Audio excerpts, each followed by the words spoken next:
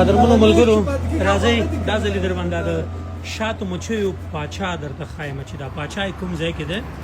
اوس دا زموږ ملګری اعلی نظر په دې بوخت دی چې موږ ته د شاتو مچیو پاچا راوښیي. تاسې دغه شاتو مچۍ ګورئ، د دې یو ډېر عجیب نظام دی چې چېرته تاسې د شاتو مچیو په اړه باندې مطالعه وکړئ نو ډېرې داسې عجیبه او جالبې کیسې لري د شاتو مچۍ، د دې دا د ژوند طریقه. کوم یو دې کې نشته لکه چې زه درته ښیم بله پیدا کړه. ډېر غلی لکه چې هغه ډېر غلی ننوځي که نه، ځان یې غلی کړی دی، مچي مچي کوي که نه هګۍ کوي.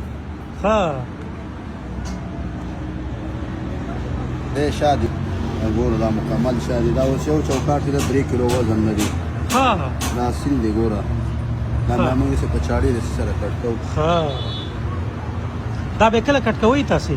دا بس هغې نور کټ کوو، دغه روزه هم راغله ده. ښه په دې شات به م زه نه وشیږم کوم بالاخره سره انشاءالله. کومه دی پاچای؟ دی باچا ده. پاچای کومه دی؟ او والا دا وګوره دا د دې ټولو نه علیحده او دا خټ دی ګورې تاسې. دا مې موم ورکړی دی، اوس مکمل بچی کړی. ښه ښه دا تقریبا د 15 ورځې مخکې مو ورکړی و، ښه دا مکمل بچی کړی. دا د شاتو مچیو پاچا دی چې تاسې ګورئ. دا ګوته پرې کېده کوم یو دی؟ دا یو دا یو د شاتو مچیو پاچا.